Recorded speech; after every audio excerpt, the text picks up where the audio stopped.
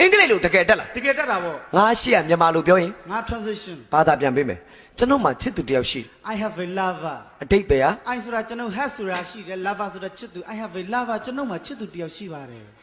မိုက်တယ်သူကလည်းသူကြတော့မစိုးဘူးကသူမရဲ့နာမည်ညိုညိုမြစ်လို့ခေါ်ပါတယ် Her name is Brown Heights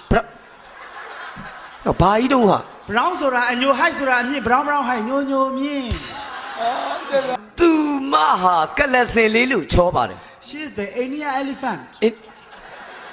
အတိတ်ပဲဟာ India ဆိုတာကလ elephant ဆိုတာစင် India elephant ကလစင် ဟာ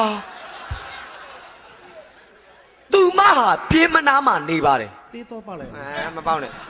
ရှောက်အောင်ပြောသူမဟာပြင်းမနာမှနေပါတယ် ဟဲ့ရပြီ She lives the lazy non stop အတိတ်ပဲဟာ lazy ဆိုတာပြင်းတဲ့ non stop ဆိုတာမနာဘူး lazy non stop ပြင်းမနာ ဟာအဲ့ဒါမှန်းသိငါနေပြည်တော်ဘက်ကမေးပါ တက်ကုန်းဘက်ကနေပတ်ထွက်တာပေါ့ သူမရဲ့အဖေနဲ့အမေကကျွန်တော်နဲ့လုံးဝသဘောမတူပါ Her father and mother is very very စောင့်မြင်ကက် စောင့်မြစ်ကက်ကဘယ်ရပါလဲ ဒီလောက်မြင်ကက်မှာတော့ဘယ်သူကသဘောတူမှာ သွား